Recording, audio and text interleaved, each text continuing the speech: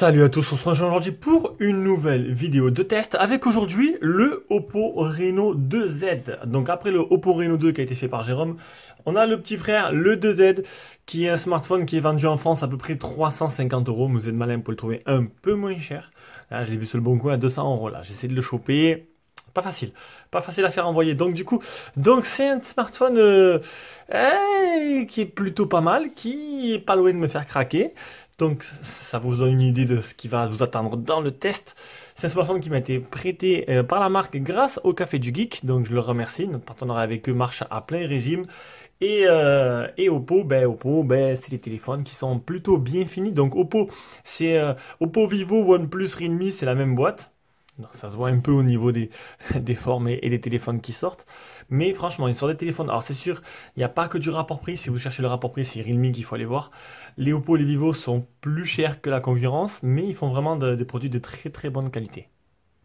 Allez, j'ai mis un fond d'écran de saison pour vous montrer un peu ses bordures. Donc niveau design, donc c'est un téléphone avec la pop-up, donc un téléphone full screen. Il n'y a pas beaucoup de téléphones full screen à pop-up. Là, c'est vrai que le rapport qui a été pris, c'est vraiment le Mi 9T. Voilà, ce Oppo-là se confronte directement au Xiaomi Mi 9T et T Pro. Donc vu le prix, c'est plus T Pro, mais voilà, on va dire que le tarif, il y a toujours moyen de trouver moins cher, hein. Donc, ce Oppo Reno 2Z, un full screen avec des bordures qui sont, ma foi, assez fines. Donc là, on trouve la tranche ici, le haut-parleur. Il n'y a pas de LED notification. Bon, des bordures qui sont assez fins. Donc, il est plus arrondi, comme les OnePlus. Voilà, contrairement aux Xiaomi qui sont plus un peu carrés, on va dire.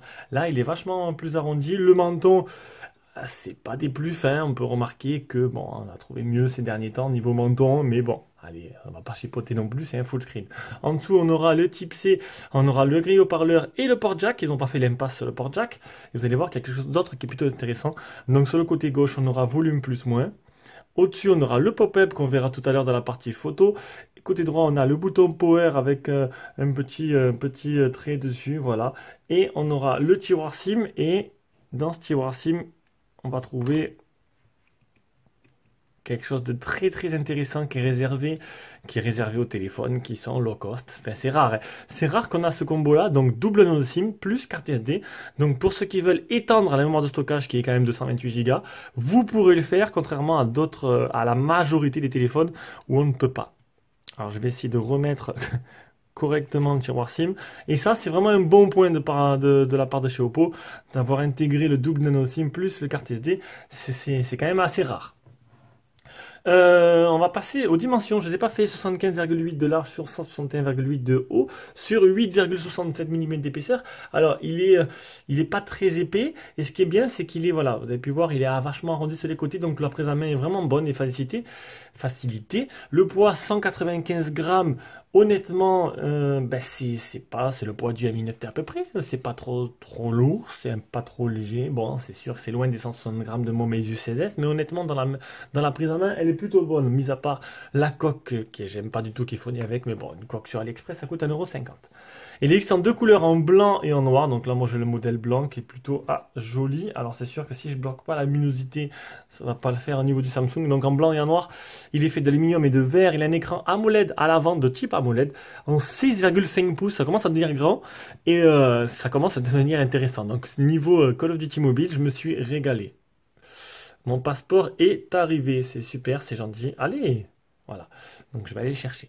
Donc un AMOLED 6,5 pouces en définition 2040x1080, donc du Full HD+, et 83,44%, c'est ce que prend l'écran par rapport à la surface totale du téléphone. Et l'écran, il est pas, donc il n'y a pas de film dessus, faudra en mettre si vous en voulez, faudra rajouter vous-même le film.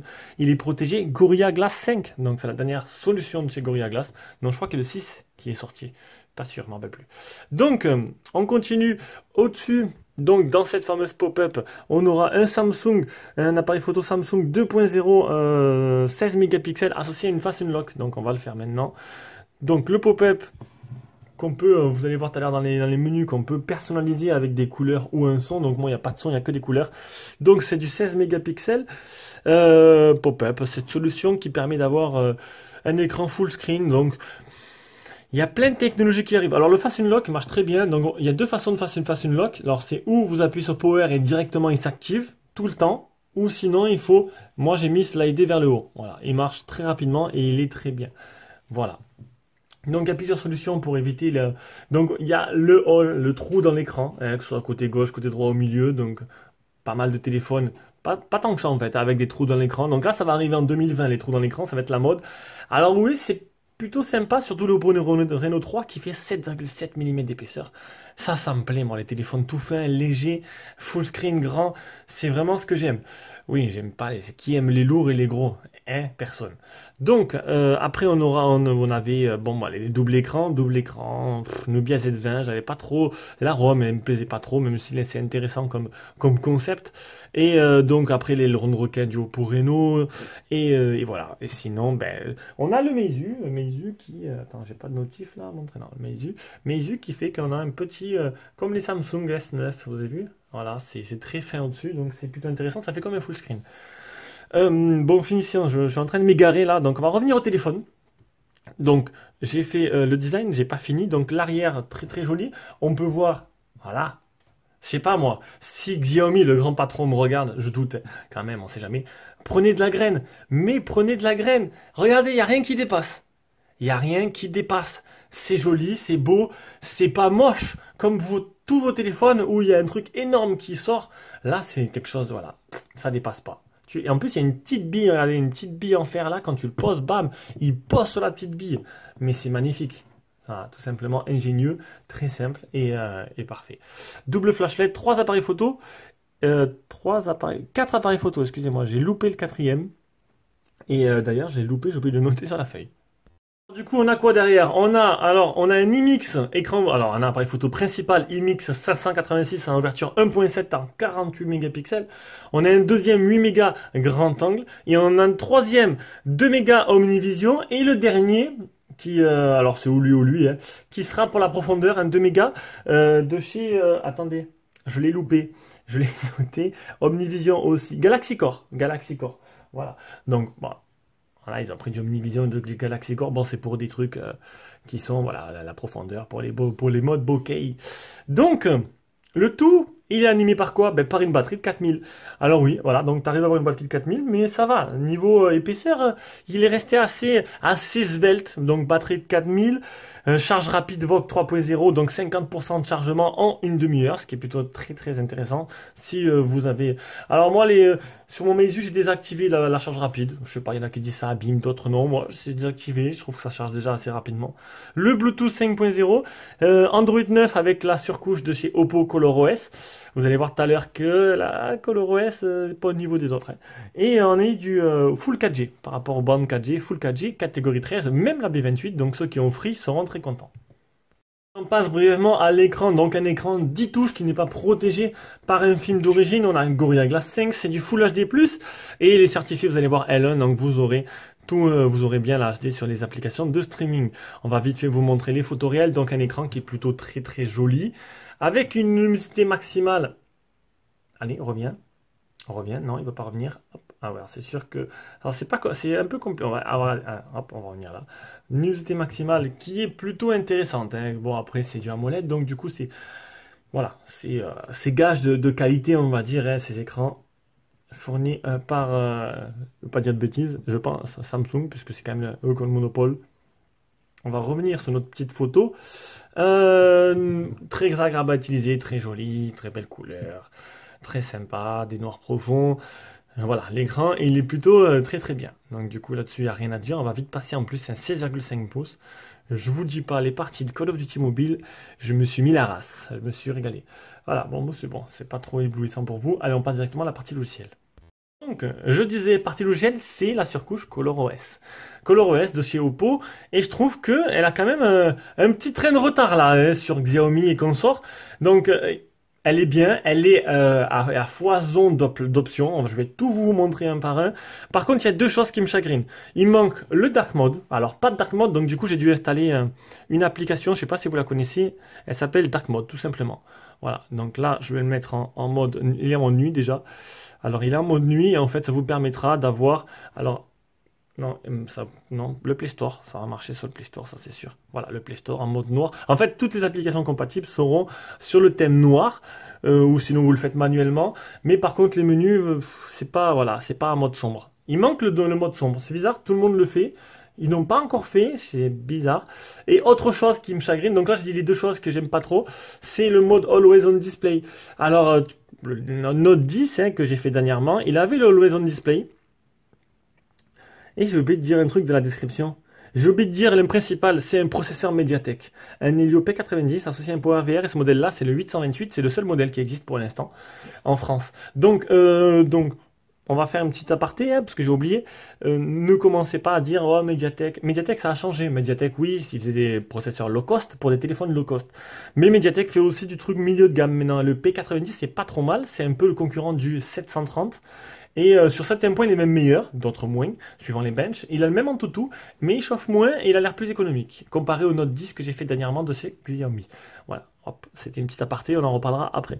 Voilà, je voulais vous montrer le Always on Display. Ben, il n'y a pas grand-chose en fait. Il n'y a aucune option. Donc là, il est activé. Alors, je vais vous montrer à cause que ça donne, tout simplement. Voilà, il va apparaître, voilà, c'est tout. Voilà, il a apparu. Donc voilà, le Always on Display, c'est ça. Donc il bouge un peu sur l'écran, il n'y a rien, il n'y a aucune option, on ne peut pas le personnaliser, tu n'as pas plusieurs menus différents, c'est dommage. Ça c'est vraiment dommage.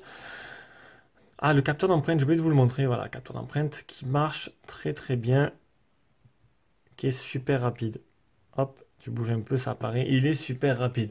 Donc voilà, donc deux petites choses. Dark Mode, Always on Display, je suis un peu déçu de ces deux choses-là qu'il n'y a pas dans cette ROM. Allez, on continue. Donc on va regarder les captures d'écran. Alors, comme je vous l'ai dit, un processeur Mediatek, mais l'ensemble il tourne comme une horloge. C'est super fluide. Ah non, non, si je vous montre à la fin, ça va pas le faire. C'est super fluide, ça tourne très bien, j'ai ressenti aucun ralentissement. Voilà, Mediatek, ils sont en train de redorer un peu leur blason. Et ils font quelque chose de... Là, entre le GT90 qu'il y avait dans le Redmi Note 8 Pro et lui, on a quelque chose de plutôt très intéressant. Hein. Donc là, vous inquiétez pas, c'est au niveau du Qualcomm 730, même si certains benches qui sont en dessous, d'autres au-dessus. Voilà, ça tient... Le Antutu, voilà, il parle pour là. L'Antutu, il est au même niveau. 217 812, 192, qui est un très bon score pour un milieu de gamme. Un niveau, c'est le même que le 730 et que le Redmi Note 8 Pro, ou que le Note 10 que j'ai fait dernièrement. Allez, oh merde, j'ai fait un retour. Alors là, le test de chauffe 39 degrés.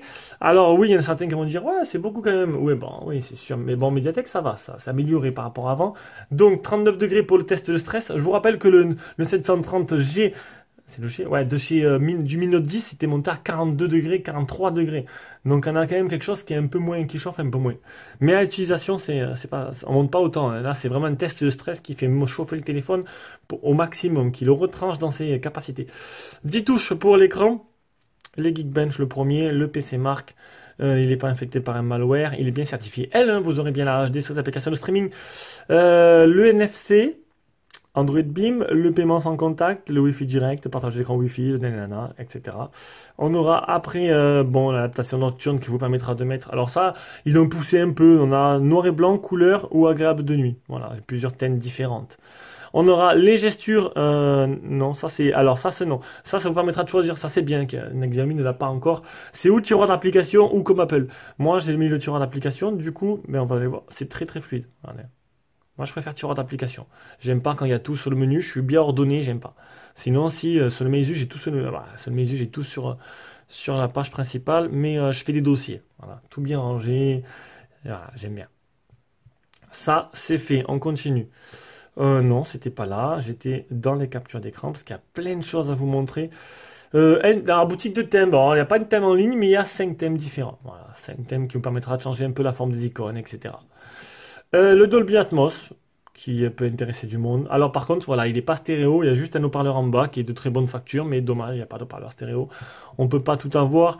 La reconnaissance faciale, alors je vous l'ai dit tout à l'heure, voilà, si les yeux fermés, vous pouvez accepter que s'il y a les yeux fermés, vous pouvez dire que ça marche pas. Et vous pouvez faire deux choses. Ou, alors, en fait, si vous le montrez tout à l'heure, vous appuyez sur Power, directement ça s'ouvre. Hein, et ça reconnaît avec la reconnaissance faciale. Ou le slide, c'est vous qui voyez. La conduite intelligente, donc là c'est juste quand vous êtes en voiture et il vous propose des options de se connecter directement à vos kits main libre, les gestes. Alors moi j'ai mis les gestures ou les boutons, donc là les boutons c'est pour la capture, mais j'ai bien les gestures. Voilà. Appel intelligence, donc ça vous mettez à l'oreille, ça décroche tout seul, il y a pas mal d'options, les gestes sur écran éteint, donc comme le double tap, le lever, donc vous le posez, vous le prenez, il se déverrouille tout seul, du coup ça fait, ben non, ben sinon il faut activer la reco faciale pour que ça se fasse tout seul. Mais je pense qu'il faut appuyer sur le bouton power, du coup il ne se fera pas tout seul. Le capture d'écran 3 doigts. En sécurité, on a plein de choses. SOS Urgence qui vous permet d'envoyer un message d'urgence à des contacts prédéfinis si vous êtes en galère. Vous appuyez plusieurs fois sur 4 ou 5 fois sur le bouton power, ça envoie des messages. Le anti-harcèlement, le blocage des fausses bandes d'accès, chiffrement d'appli, espace enfant, coffre-fort, sécurité clavier, etc., etc. On aura alors ça c'est pour l'appareil photo. Vous pouvez mettre, voilà, changer la couleur et mettre du son si vous voulez au niveau du pop-up. La connexion OTG, donc il fait bien OTG. Ça, voilà, c'est ce que je vous parlais tout à l'heure, les effets lumineux et les effets sonores. Clonage d'applications, si vous utilisez plusieurs applications avec le même compte, donc deux comptes avec une application. Assistant, donc un mode jeu pour pas être dérangé pendant vos parties de Call of Duty. Le mode écran scindé pour couper votre écran en deux applications. Le GPS test, c'est le meilleur score que j'ai eu sur tous les téléphones confondus depuis que j'ai commencé la chaîne. 1 mètre de marche, 30 satellites fixés sur 39, c'est perfecto. On arrive à l'autonomie, donc une autonomie qui descend plutôt correctement, même en session de jeu, j'ai envie de dire. Le test de chauffe 33 degrés, donc dans la journée, tranquille, pépère. Donc aujourd'hui, je l'ai utilisé 2h50 écran allumé, j'ai fait un peu de tout. J'ai pas fait de call-off. Ah non, on est dimanche, c'est vrai. J'ai pas fait de call-off. Donc j'ai fait beaucoup de Facebook, un peu de G-Labs, Le Bon Coin, Chrome, YouTube, voilà. C'est un peu ma journée d'aujourd'hui. Donc pour montrer que j'ai une journée normale. Donc faut pas regarder ça, car il a merdé là, le GPS. C'est pour montrer qu'il me restait 51% au bout de 14h30. Faut pas regarder un peu les chiffres ici, parce qu'ils sont pas bons du tout. Donc 50% d'autonomie sur une journée de 14h30, c'est qui est énorme, enfin énorme, une grosse journée, mais pas beaucoup d'utilisation. Enfin, pas beaucoup de pourcentage utilisé. Il me restait la moitié. Donc c'est un téléphone qui devra vous faire 2 jours. Et ça, c'est plutôt pas mal. Voilà, c'est fini pour la partie logicielle. C'est un sans faute pour l'instant. C'est un téléphone qui me plaît énormément. On va passer directement à la partie jeu. Allez, on fait une petite partie de Call of Duty. Alors, on va monter un peu. Call of Duty mobile qui tourne en graphisme moyen. Mais honnêtement, non. Il tourne comme une horloge. Oui, il tourne très bien. Hein. Quand tu vois qu'il tourne sur des low cost en faible, ça tourne très bien. Alors, en moyen, c'est plutôt pas mal. Alors, moi, je suis un adepte du snipe. Et j'ai pu faire plusieurs parties. Et je me suis régalé. Surtout que l'écran, il est magnifique. Il est grand, il est magnifique. Alors, si tu tires dans le mur, ça va pas le faire. Ah ben, j'ai même pas eu le temps de m'en occuper. Donc non, pas de souci, hein, que je veux dire. Hop, et d'un. C'est un bonheur total de jouer sur ce téléphone-là, avec cet écran-là. Rien à dire. Allez, on passe à la suite.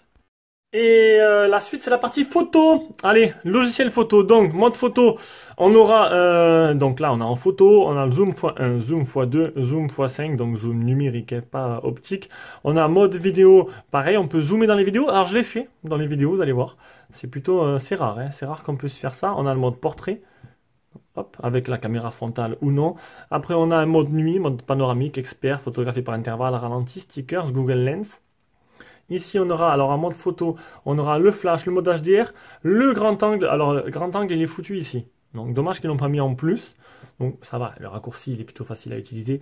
On a un mode, alors on a ça, on a le mode Dazzle. Dazzle Color, que j'ai... Un dernier Oppo que j'avais fait, je crois que j'avais pas vu qu'il y avait ce mode-là. Je crois que c'est, normalement que ce soit un autre téléphone. Je sais, non, j'ai pas fait de Oppo dernièrement. C'était un chinois, je crois. Donc, le mode Dazzle Color qui, en gros, donc... Si vous l'activez, donc il peut être activé même avec le mode nuit qui, soi-disant, est là pour respecter les couleurs et ça marche mieux là, le matin au lever du soleil et le soir. C'est ce qu'ils disent. Et ça met des couleurs, ça les accentue et tout. Donc suivant quand vous allez prendre des photos, des fois ce sera moche. J'ai mis des exemples, hein, mode dazzle avec et sans. Et des fois, c'est trop clair en fait et ça dénature du tout complètement la photo. Donc après, ici on aura des petits filtres en temps réel. Voilà, R1. Alors ils sont par fil. Ils sont notés R1, R7, R6. Ouais, c'est pas exceptionnel. Donc après les menus. Salut. Allez! Ah, c'est casse-couille ça. En plus, on voit rien du tout. La luminosité. Tac, je vais enlever tout ça. Voilà. C'est mieux. Alors, les menus. Alors, un truc qui me chagrine un peu. Alors, on a bien la reconnaissance des scènes par IA. Ça marche très bien. Résolution de vidéo. Donc, moi, je me suis mis en 1080 j'avais mis du 60 fps. Alors donc vous aurez que du 30. Donc les vidéos seront en 30 fps, pourtant j'avais bien mis 60. Hein. Je sais pas pourquoi il s'est remis comme ça. On a la reconnaissance IA, on a le filigrane que j'ai activé juste pour vous montrer que j'ai bien pris les photos avec ce téléphone-là. Et le rapport d'image, ça me chagrine un peu. C'est que on a ou du plein écran, alors... Déjà, pour aller chercher le 48 mégapixels, il faut rentrer dans les options. Il n'y a pas de raccourci. Alors ça, c'est un peu dommage. C'est un peu mal foutu. Alors je l'ai trouvé qu'après. Hein. Et je me suis dit, merde, il est où? Et en fait, il est dans les options. Donc c'est un peu dommage de rentrer dans les options, rapport d'image, 48 mégapixels, revenir en arrière. Ça, c'est un peu bête. Donc, on a par défaut carré plein écran. C'est tout. Donc, en gros, c'est où tu fais une photo en 4 tiers comme ça, qui est petite et qui donnera la meilleure qualité, on va dire, mais c'est dommage d'avoir un bel écran comme ça, ou tu te mets en full screen et du coup, ben, tu perds en résolution, hein, d'accord? Alors c'est sûr, tu perds un peu en résolution et les photos, je trouvais qu'en full screen, bon, tu perdais en qualité, c'est sûr, vous allez voir, j'ai pris des photos 4 tiers, des photos full screen, j'ai pris plein de photos, je me suis régalé avec. Et dommage qu'il n'y a pas un modèle intermédiaire, un 16 neuvième, voilà, qui te permet d'avoir un truc à peu près comme ça, avec une qualité entre les deux, et qui une qualité d'image un peu meilleure, et qu'au moins t'as le choix entre petit, carré, ou 16 neuvième. Là, il n'y a pas. Donc du coup, tu prends ou des photos 4 tiers ou des pleins écran, et ça, c'est un peu dommage. Il y a photo carré 1.1, alors je crois que c'est encore plus petit, je sais pas, regardez, tac, carré 1.1. Ah, c'est encore plus petit, mais qui prend des photos comme ça, quoi? Franchement. Donc du coup, voilà, c'est un peu dommage là-dessus. Sinon, ben écoutez, on va passer aux photos. Je pense que j'ai fait le tour. En vidéo, je vous l'ai dit, j'ai fait... Alors, il y a, hop, la super stabilité optimale activée. Donc ça, je ne l'ai pas activé durant les vidéos. Et je me rappelle plus du tout si j'ai filmé en 60 et en 30. Pourquoi il se remet encore en... Ah là, vous avez vu, il se remet en 30 fps. Alors que j'ai bien mis 60. Je pense que c'est en changeant la résolution de la photo, mais ça n'a rien à voir. Il se remet en... Alors, voilà, dommage. Voilà, vous aurez vos vidéos en 30 et... Ah, c'est dommage, parce que le 60, il est vachement plus fluide quand même. Voilà, dommage. Mais la stabilisation sera meilleure. Donc, on va passer à on va arrêter de parler. Je vais vous montrer toutes les photos que j'ai prises et les vidéos. Et on revient juste après.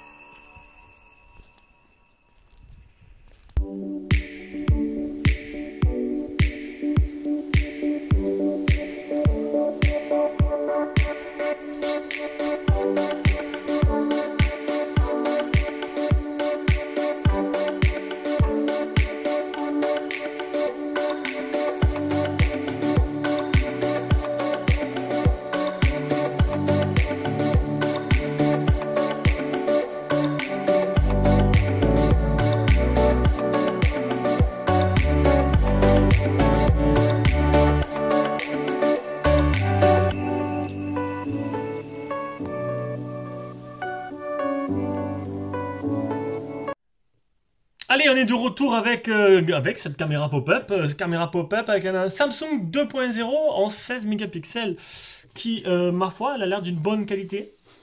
Donc niveau photo, qu'est-ce que ça donne? On va commencer par le mode bokeh. Donc le mode bokeh avec la caméra avant, nickel. Avec la caméra arrière, c'est bien aussi. Mais bon, je me suis... Caméra avant, vous avez pu voir. Mais en nickel, même si je trouve que voilà, les bords étaient... Voilà, un peu flou par moment, il a eu du mal un peu délimité. Mais bon. Sinon, les photos de nuit. Les photos de nuit avec le mode nuit, eh ben, j'ai vu mieux. J'ai vu mieux. C'est pas trop mal. C'est un peu mieux que le Note 10. Alors oui, si vous voulez, si vous aimez les comparaisons, pour comparer, je suis allé chez mon pote qui a le Mi 9T. Et donc, j'ai pu comparer les deux pop-up, le Mi 9T ainsi que ce téléphone-là. Et le Oppo quand même supérieur niveau photo. Il est supérieur niveau photo de l'échantillon qu'on a pris. Voilà, niveau clarté, luminosité, netteté de l'image. Franchement, le Oppo est de meilleure qualité. Donc, ben en photo, il est plutôt correct. Vous avez pu voir, j'ai pris pas mal d'échantillons, mode dazzle avec ou sans. Le mode dazzle, ça dénature pas mal la photo quand même. Ça fait des jolies photos, mais pas naturelles. Même si le but était de rendre la photo plus naturelle. Chelou quoi. Sinon, niveau vidéo, donc c'est plutôt bien aussi. Niveau photo, c'est bien. Non, il se débrouille plutôt pas mal dans tous les domaines, ce petit téléphone. Et je sais pas ce que je pourrais dire de plus. Le flash marche très bien dans la nuit. Non, les photos ont parlé d'eux-mêmes. Je pense que rien à dire. Voilà, ce qui me chagrine, c'était surtout ce mode-là, ce mode 4 tiers ou plein écran, qu'on ne peut pas choisir l'un ou l'autre. Allez, on a passé la partie photo qui est plutôt un bon photophone hein, pour le prix. Franchement, bien aimé. Et supérieur à Mi 9T, si c'est là qui veulent savoir un peu où il se place. Donc, du coup, on passe à la partie audio. Donc, un son Dolby Atmos. Pas de haut-parleur stéréo. Le son de communication, il est très bon. Et on va écouter... Ah non, je me suis trompé. Hop, on va écouter un peu ce haut-parleur.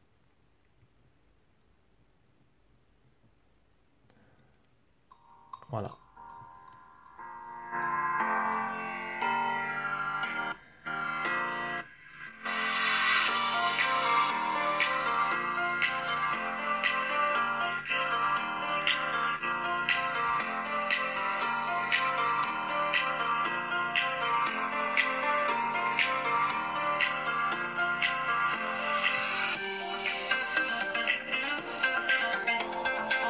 Non, le son, il est plutôt bon aussi. Hein. Le son du haut-parleur est plutôt bon. Donc, on arrive à la conclusion de ce test. Hey, hey, c'est la bonne surprise. Franchement, je ne m'attendais pas à être aussi emballé par ce Oppo Reno 2Z. C'est un téléphone que je suis en train de chercher d'ailleurs. Je suis en train de chercher parce que, pourquoi pas. Du coup, mon Meizu 16S, il me paraît tout petit à côté. Regardez. Allez, il me paraît... Même le Mi 9T est tout petit. Hein. Ah, il me paraît tout petit, le Meizu 16S à côté. C'est sûr que c'est super agréable, ça commence à être intéressant. Même si je trouvais ça trop grand au début, là je me suis fait, ça m'a pas trop dérangé la grandeur du téléphone. Et surtout pour les jeux, c'est super agréable. Donc du coup, alors, quoi penser de ce téléphone? Donc, un téléphone qui coûte en France 350 €. Soyez malin, hein, allez sur le bon coin, il y en a plein. Sinon... J'ai mis des liens d'achat si vous voulez l'acheter. Je ne me rappelle plus quel lien j'ai mis, j'en ai mis plein. J'ai mis plein de liens d'achat. Et sinon, il a des qualités quand même. Il a un design magnifique qui, pour une fois, on a un pop-up qui est assez fin, qui n'est pas trop lourd, hein, avec un grand écran, un écran 6,5.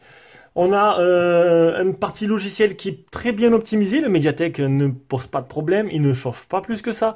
Et surtout, il chauffe moins que le 730. Et en plus de ça, niveau économie, il fait 2 jours en autonomie. Voilà, 2 jours. Donc, il n'est pas aussi énergivore que les anciens Mediatek. Donc, le design est beau. On a peut-être le menton qui est un peu gros. Il n'y a pas la LED. L'interface, bon, il manque le Dark Mode. Il manque aussi un truc un peu plus évolué dans le Always On Display, puisqu'il n'y a pas de LED. Donc, il faut bien quelque chose. Donc, après, il y a plein d'applications tierces sur le Play Store. Mais ça utilisera beaucoup plus de batterie. Sinon, niveau jeu, c'est parfait, hein, c'est super agréable. Bon, c'est parfait. Ça fera pas tourner tous les jeux en performance maximale, mais ça fera tourner tous les jeux en performance moyenne, tout simplement. Et sinon, j'ai fait le tour. Photo, vidéo, supérieur à Mi 9T1 aussi, et avec une très bonne qualité, j'ai trouvé. Bon, maintenant, encore une fois, j'étais un peu déçu de ne pas avoir un mode intermédiaire pour la résolution de la photo. C'est tout, je pense que j'ai fait le tour, mais après vous installez une application tierce, hein, mais vous mettez l'application Google, peut-être qu'il y aura d'autres options, vous mettez Open Camera, enfin il y a plein d'applications photo pour ça, hein. C'est pas un problème. Allez, je pense que c'est bon, vous avez compris, j'ai bien aimé le téléphone, et j'espère que vous aussi, et voilà, allez, ciao ciao.